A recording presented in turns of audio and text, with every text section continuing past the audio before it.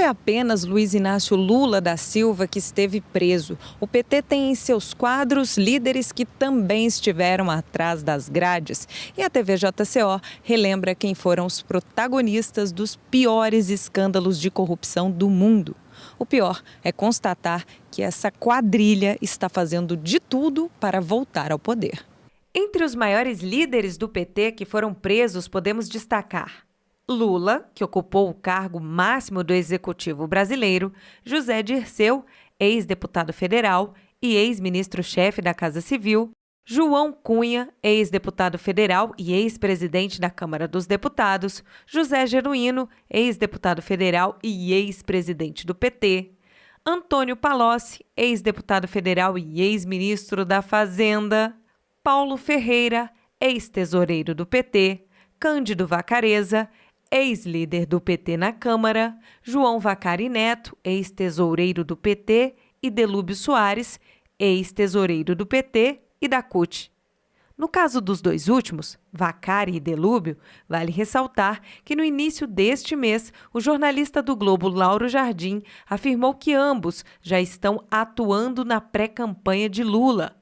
É aquele velho ditado: diga-me com quem andas e te direi quem és. Nesse caso, a gente não sabe quem é que queima mais o filme de quem. Afinal, é tudo farinha do mesmo saco. Se o autor do Catecismo Revolucionário de 1871, o russo Sergei Nechayev, pudesse ver todas as falcatruas que o PT e seus comparsas realizaram no Brasil, certamente ficaria orgulhoso de ver como seus pupilos seguiram à risca suas lições. Dentre elas, a de que os revolucionários devem unir-se a bandidos. O texto também chama a atenção para altos funcionários, ambiciosos, que, assim como pessoas influentes, ricas e poderosas, devem ter seus segredos descobertos e serem comprometidos a fundo, de modo que estejam sempre disponíveis para perturbar o Estado.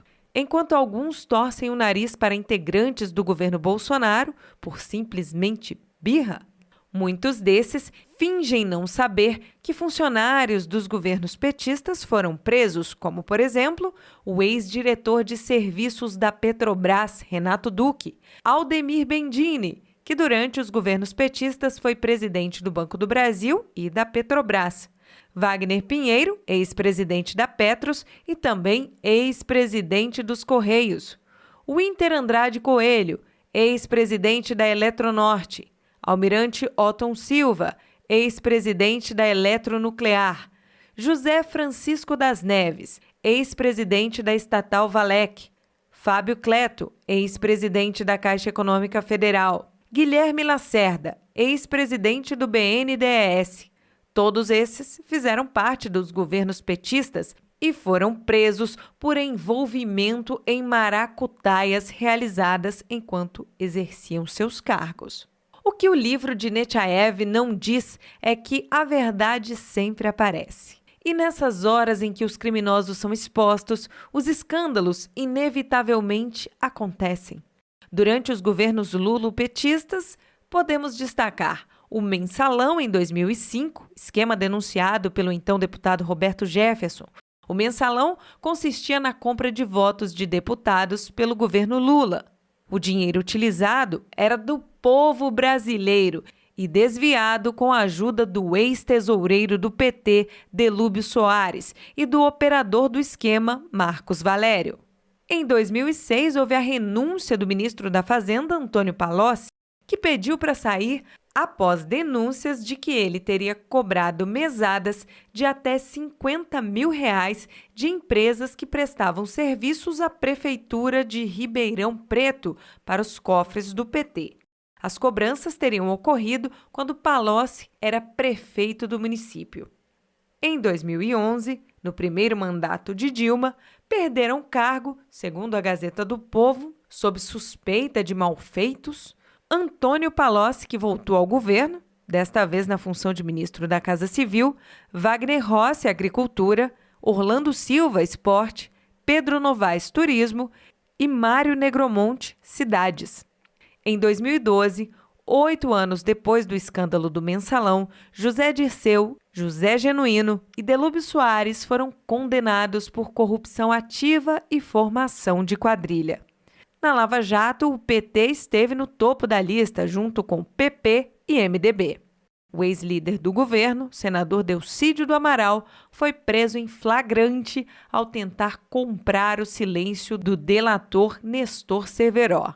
Tem ainda o caso Gedel Vieira Lima, que foi ministro de Temer, mas também foi ministro da Integração Nacional do governo Lula entre 2007 e 2010. Gedel foi preso em 2017 após mais de 51 milhões de reais do réu serem encontrados em um apartamento em Salvador, entre os crimes, lavagem de dinheiro e associação criminosa.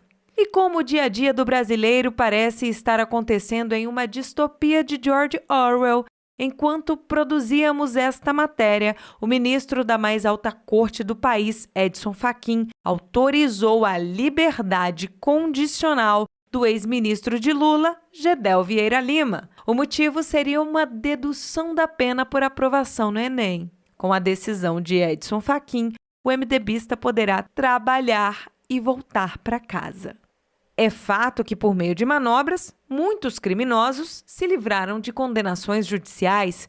No entanto, não podemos esquecer que eles foram expostos e precisam ser lembrados por seus atos, ainda que a justiça não tenha sido feita.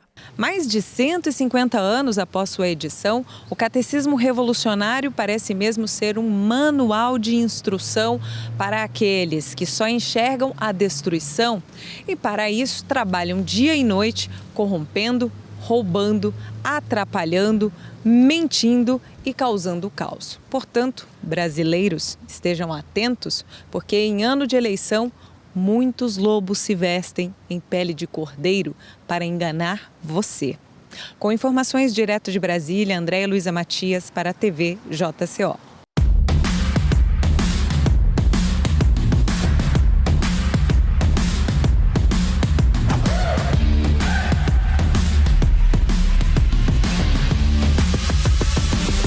We're gonna take on the world.